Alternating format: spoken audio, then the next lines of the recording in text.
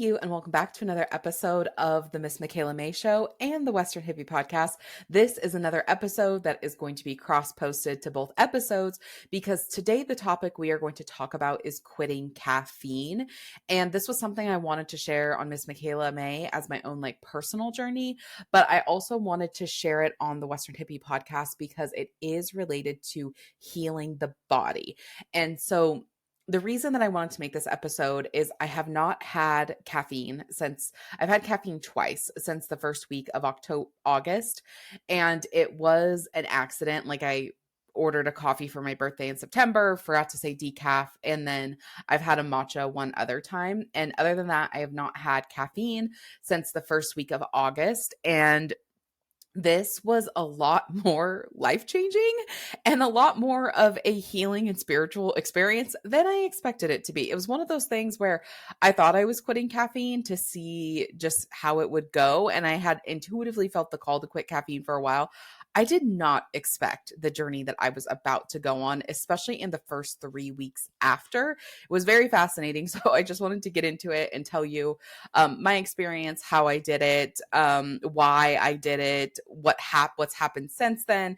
And one of my big goals with any kind of content I create or anything that I do, and if you hear some noises in the background, I have my corgis Tank and Willie with me, and Tank, we don't know if this is it, but we joke that Tank has a deviated septum because every time he breathes, everyone thinks he's growling, but it's just all the time. So if that's what you hear, it's a Tank. But one of my goals in any kind of content I create or in anything I do, one of my highest values is how we think is greater than what we think. So it's way more important to me, not just for myself, but whoever I'm talking to, for them to be able to explain how they drew their conclusion than what their conclusion actually is.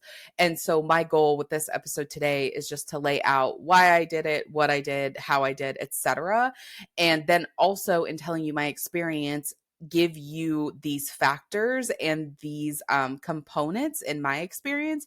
And so then you can start to decide, is this something I should even consider? Because maybe you do better on caffeine. Something that I talked about in my last episode of the Miss Michaela Mae Show is once we realize we're going in the wrong direction, and no, we're not talking about driving, it is okay to turn around. And so just like with my Miss Michaela Mae Show, I thought that I would do better creating content every single day. And in fact, I didn't. It wore me out. And I do a lot better with batch, doing content, making podcasts in batches and then not having to think about recording for the rest of the week. And so I got not far, but I got 9 days into something and I decided to turn around. And so just like with coffee, this is what I tell myself: if you get a couple weeks into it and you decide it's not your thing, it's okay to turn around. So the first thing I want to get into is why I did it. And specifically, I had just kind of intuitively felt like I wanted to feel my body off caffeine because I'd heard stories of people quitting caffeine. And then when they went back on caffeine, it was a very interesting experience because they had kind of gotten numb to caffeine. And so when they had a withdrawal from caffeine for a long period of time, when they went back on it, they actually got to see how their body reacted to it, because in fact, it wasn't that caffeine wasn't working for them. They had just built up a tolerance and a resistance. So I had heard a couple stories like that, and that really inspired me to just try what it was like to not have caffeine for a while. And then the second thing was I heard a podcast, which I will link this podcast below because I really highly encourage anyone to go listen to it, from a lady named Dr. Callie Estes, I want to say it's pronounced. And she was on a podcast, and she is a sober, her company is called Sober on Demand. I think she calls herself a sober and detox coach. I can't remember the exact term. So, but I'll link the episode below. But she was on this podcast talking about her story, and she was talking about how her husband was kind of a casual cocaine user before he really, he did end up getting really addicted. But before he got super addicted, he was just kind of the way that this is not necessarily exactly what she said, but the way I interpreted it, it was the same thing as like someone going to have a beer, like out to dinner with their buddies every other week. Like sometimes her husband would just do a quick line of Coke, like before he was a musician, before he'd go play at a show. She was like, it wasn't a big deal. And so people would give her crap, like, okay, you're a sober on demand, like you're a sober coach or addiction specialist, and your husband does like Coke every now and again. She's like, you have no, and she's very blunt. She's from the East Coast and she's very blunt and very straight to the point. And she's like, you're not sober either. Like you're jacked up on sugar, you're jacked up on caffeine. Most people are jacked up on SSRI meds and they're giving the person that does Coke once a month like a big deal when you're doing all that stuff every single day. And that just hit me like a truck. I was like, oh my gosh, I am like jacked up on all these substances. Like a lot of us, this is one thing that I've been sitting with for a long time is addiction is not the what, but the why. So for some people, working out can be just as bad of an addiction as somebody else with alcohol, where someone who drinks time to time may actually have a healthier relationship with alcohol than somebody else does with going to the gym. And I've been very much studying like the why of addiction instead of the what of addiction. And so it was an ego hit for me, honestly, because one of the things I pride myself on is like, I don't have an issue with alcohol. I don't have an issue with this. I don't have an issue with that. But I did, prior to me doing that, like quitting caffeine, I did have a really bad relationship with caffeine, but also with sugar. And sugar is the next thing that I'm going to weed out. But I wanted to start with caffeine. And so it just like hit me, in the words of Miley Cyrus, it hit me like a wrecking ball. I was like, oh crap. She's right. I do not have a healthy relationship with caffeine. And this is something I'm addicted to. And this is something I'm using as like an escape loop. And so in that, I was like, okay, I've got to do something about it. So those were the main things that led me to like, okay, I want to quit caffeine and I want to see how I do without caffeine. So that was my main why behind quitting caffeine. And then there is one thing before I go into the how I quit caffeine that I want to explain. And the other why was like what I do for work really requires me to be in tune with my body.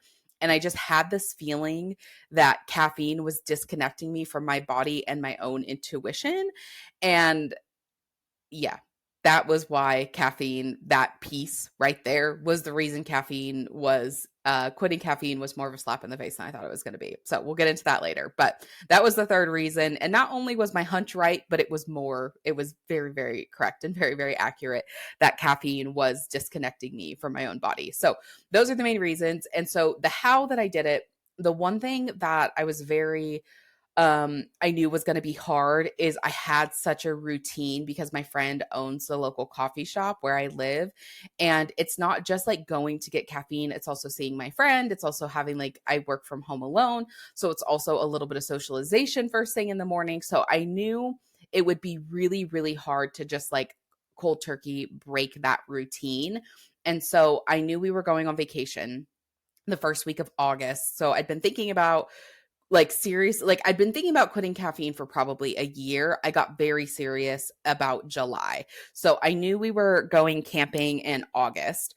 And where we go camping is off grid. Like we don't have any cell phone reception. We're in the middle of nowhere. We're at the river and we're tent camping, or some of our family members have trailers or campers that they bring. But my siblings and my sister and I and her fiance, who I was like, in my head, like, you don't know this, but in my head, I'm like, why did I just call her fiance my sibling? Probably because he feels like it in a way. Brother-in-law, soon to be brother-in-law.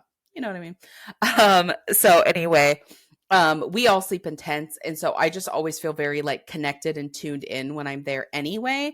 And I knew it would also be a break in routine. I wouldn't be going to a coffee shop because we're in the middle of nowhere. So it wouldn't be hard to say no because we all make our own coffee anyway. So even when I go there, I would like prior to me quitting caffeine, I would make like a big batch of cold brew and then just go get like some coffee creamer to keep in my cooler. And that's what I would do. I'm like, so I'd heard of this, coffee alternative called Dandy Blend. And Dandy Blend, I heard like a lot of people that I'd watched that had also quit caffeine, they said they really like the Dandy Blend because one, it kind of has the detox, the laxative, because dandelion detoxes our kidneys. So it kind of had that similar effect to caffeine, but it also had the bitterness of caffeine. And the thing that I didn't expect, but I think it helped my brain, was it's the same color as coffee and caffeine. So when I saw it in my drink, like it looked like I was drinking coffee. And I'm a very visual person. I'm a very visual learner. And so I think that visual cue actually did really help me. So prior to going camping, I went and got and I wanted to get like a really good dairy because I didn't want to just like have it watered down because I knew that would be hard. So I actually went and got goat milk and this Dandy Blend. And I was like, okay, if I need a little bit of honey, I did go get honey too. So I'm like, if I need a little bit of honey, but like that was my plan. And the first couple days, even camping, were rough, not necessarily because of the caffeine, I would say, but because of like everyone else was having it, like coffee, and it just sounded good. But whenever I felt like I was getting like a little bitchy or a little like irritated, we were right by the river. So I just went and jumped in the water, and like getting in the cold water will like wake you up. And so that was the first week. But what was interesting is when that was my first like few days of quitting caffeine. But what was interesting when we drove and left, and like that was the first thing I was like, oh my gosh, I really want like Starbucks. Because I do, unfortunately or fortunately, I do like Starbucks. And so I was like, okay. And I just went and made like an extra because that was the thing that really kept me going, is my sleep the whole time we were at camping was impeccable. Like I had just I slept in a tent a couple of nights, but I actually ended up, I really wanted to sleep under the stars, so I ended up making a bed in the back of my pickup truck, and I ended up, my dogs and I just ended up sleeping in the back of the truck. And so, and I didn't take, like, I wasn't planning on that, so I didn't like take a really good mattress or anything. So I ended up just like piling a bunch of sleeping bags. And I mean, so I wasn't necessarily, I can sleep anywhere. That is like a gift that I have. But it was still not a very comfortable place to sleep in per se. And I slept amazing. Not only did I sleep amazing, but I was the first one up. And this is like not a normal thing for me because I'd been struggling with insomnia. And so I'd been struggling with not being able to go to bed till 1, 2 in the morning and then not waking up, because from going to sleep that late, I would not wake up till like 10 or 11. And that was just like a really bad cycle that I was in. And I went from the first couple of days after quitting caffeine. And then I'm sure, like, again, we're camping in the middle of nowhere. So I also think like not being on our phones all the time, being like really out and connected to nature, it does reset our circadian rhythm. So I'm sure that helped too. However, obviously I'm not camping anymore, and I still am waking up naturally without an alarm between 6 and 7 every morning. So that is something that I'm recording this on, I'm just going to double check the date, October 22nd. I quit. I think I had my last, I think I left for camping August 4th. So the last time I had caffeine, other than the two kind of accidents I told you about with ordering a coffee, the matcha wasn't an accident. I very consciously wanted a matcha that day. So August 4th, and now today's October 22nd of 2025. So, other than the two times, and the two times that I did have caffeine, I couldn't fall asleep till 3 o'clock in the morning. So I have not had a matcha since. I wanted to experiment because, again, one of the goals that I've had in my entire life is I've always wanted to quit things from a balanced place. So when I was younger, I didn't drink, and I realized it was from a very unbalanced place. It was from, again, with kind of an ego and a place of pride of like, I come from a family of drinkers and a family of alcoholics. Therefore, I don't drink and I am better than you. Like, we act like that wasn't the attitude, but yes, that was the attitude. So I actually had started drinking, like not a lot, but I would go out and I would have drinks because I wanted to quit, not from a reaction to somebody else, but from an internal choice. And it was after I would drink a little bit that I was like, I just actually don't like the way my body feels on this. So I'm just not going to drink. And so again, I wanted to quit for my reasons and not because like everybody else was doing it. So, that was something really cool. Even again, I'm sure being connected to nature, being out literally in nature helped with my sleep, but those are some side effects of quitting caffeine that have lasted. Since quitting caffeine is my sleep is a lot deeper. I wake up between 6 and 7 without an alarm, which is just a really nice bonus because I hate waking up with an alarm. Like there's just nothing more rude than just being asleep and having just a jolt you awake. To me, it's just like so mean. It's just like not good on the nervous system for me. So that's been a really cool bonus of being able to wake up that early without an alarm. And so that was like the first week. But then when I got back, like that's what really got interesting, because when you're on vacation, like you don't have to force like anything, right? You're just chilling. Your job is to chill. We would tube. We went out on the knee board a couple of times. We went out on the wakeboard a couple of times. But when you're on vacation, like your job is just to chill. So I wasn't having to like make myself do anything because I didn't have to do anything other than chill and eat, which don't don't tempt me with a good time.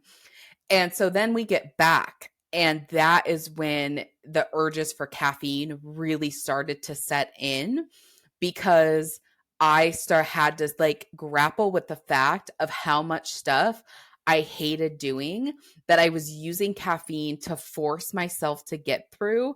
Like caffeine felt like the carrot on the stick of like, okay, I don't want to do this thing, but I'm going to force myself to do it. And essentially, like, obviously, there's things in life that we have to do that we don't want to do. But this is where the slap in the face really started to come in with how miserable I was. And I was using caffeine as a scapegoat to hide my misery. But the interesting thing is, and with the work I do with like emotional trauma with both myself and with other people, is our body signal for a very specific reason. And so misery becomes a signal that, hey, you're in the wrong place and you need to do something about it. And I realized that I was using caffeine to bypass my misery. And the problem with that is, okay, now I'm not getting the signal that I need to change something in my life, because all pain receptors are a signal that something needs to change. And when we numb or bypass those pain signals, we don't actually change. And so pain isn't a bad thing. And I'm not talking about like the pain and grief and like sadness and stuff like that, just in the pain of like shame or guilt or misery. These are these signals. The purpose of these emotions is to get us to change. And so I get back from vacation and I'm in the middle of my workday and I'm like, oh my gosh, I am miserable and I can't go get caffeine to just make myself feel better. And the first 2 weeks after that were super hard because, again, it was disconnecting me from my body. It was disconnecting me from all these signals. And now I had to face that. I had to face these uncomfortable emotions of misery, but I also had to face the fact that I was using something to bypass these signals and disconnect myself from my body even more. And so the first 3 weeks after I got back from vacation were actually, they were rough, not in the fact that after the first 2 weeks, I genuinely didn't want caffeine because my sleep was so good and I love sleep. I love sleep. I love naps. I love sleep. And so getting my sleep back to that good was enough of a reason to not want caffeine. Like even, because sometimes our body doesn't want something or our brain does, or our brain doesn't want something, but our body does. And so my brain was like, caffeine, we can go get a caffeine, coffee, coffee, coffee, coffee. And my body was like, absolutely not. I want to get good sleep tonight. And that was enough for me to not want coffee. Like that's the cool thing is on this other side, I genuinely don't want caffeine because I like having that smooth energy and I like not having a hard time falling asleep. Like I love getting good sleep. So I'm at a point now, which is really cool. And I didn't think I would be at this point where I genuinely don't want caffeine. And so after the first few weeks, I was already starting to get there. Like, okay, I'm sleeping really good. I don't want caffeine. The hardest part was I wanted caffeine to, again, start to bypass these misery signals. And so that was like the hard part of me reconciling, like, oh my gosh, I've been ignoring my body. I help people with emotional work, and yet I'm using this thing to bypass and disconnect with my emotions. And now I have to reconcile with that. And so that was a very interesting experience of, okay, this is where we're at. But then it's also really cool to see like how good That's the one. And this was another reason that I wanted to record this episode today. I also wanted to record it for me because now I want to start getting off sugar. And before I quit caffeine, it felt like such an impossible feat. Like this felt like something like this isn't possible. And now it feels so easy. And I'm wanting to do the same thing with sugar. And again, I'm getting in that mindset of like, oh my gosh, this is so difficult. How am I going to do this? And I wanted to record this episode also to remind me is maybe the first week or two is really difficult, but then it actually, as you build the habit and as you get to feeling better with or without this thing, like it actually can get really easy. And so I wanted to record this episode for you again to have like, how I did it, why I did it, and just to start laying these factors out to see if maybe quitting caffeine is right for you. But I also wanted to do it to inspire myself of like, okay, this is how great you feel without caffeine as this drug and this stimulant. Let's see how you also feel without, caffeine or for sugar without this drug and stimulant in your body. And so I also wanted to record this episode as like a little like we can do it for both you and me in different like areas of our life because I do love not having caffeine in my system. I do love not having that stimulant and like feeling jacked up in caffeine. But also, the other cool thing that since now that I'm not bypassing that signal of misery, and I'll do a separate podcast episode on this at some point, but now that I'm not bypassing that misery signal, I realize like, if I want to do something, how do I create that excitement and how do I create that interest? So even with like this show, the idea of like having, and I know today's episode is a cross-posted episode, but having the Western Hippie podcast where I can really just build out master classes versus having the Miss Michaela Mae show where I can just be random and, talk about whatever. And feel like those brands are really solid on their own foundation.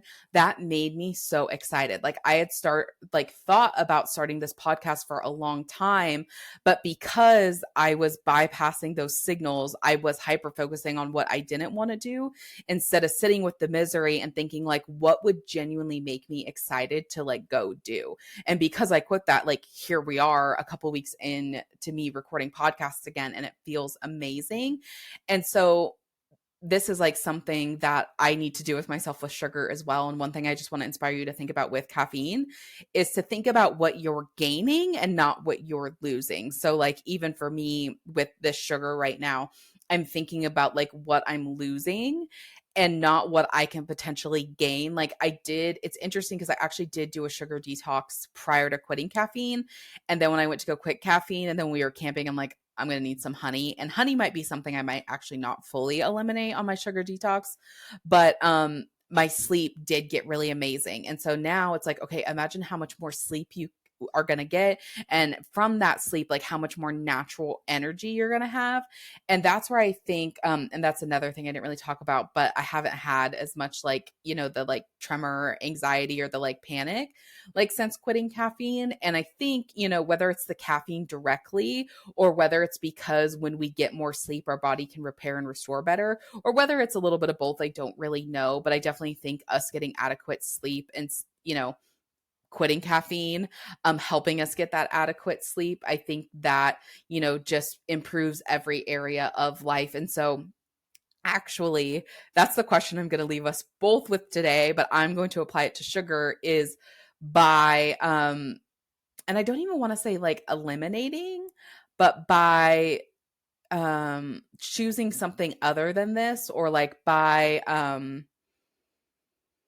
like putting this on the sidelines, like maybe not even quitting, but like putting this on the bench or putting this on the sideline, like what do I gain by that? Because even with like sugar, one of the things I've been working on, because I'm getting ready to pull it out, and I always do like a little bit of a lead in, if you will, before I quit something.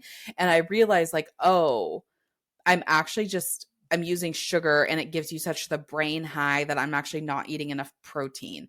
So how can I start adding more protein to every meals? And then I'm slowly like, oh, what can I add in instead of what can I take away? So then when I take this thing away, it's like not really a big deal. And then, yeah, let's just all take a moment today and focus on, okay, if I want to remove this thing, what am I gaining by removing this thing? Because that's what makes it so hard to quit, right? We think about removing this thing and we just think about what we're losing and not what we're actually gaining. So that's the question I'm going to leave us all with today, is by removing this thing, whether it be sugar, caffeine, alcohol, or something else in your life that you're thinking about, not what am I losing, but what am I gaining? So thank you for listening to this episode of the Miss Michaela Mae Show and the Western Hippie Podcast. I am Miss Michaela Mae, here with my corgis Tank and Willie. And if you found value out of this episode, I would just be so honored if you would rate, review, and subscribe wherever you're listening. And if you feel so called to leave a review, I would love to hear what you found valuable about the show, but also what you would love to hear more of. Until next time, I'm your host, here with my corgis, and we will talk to you soon.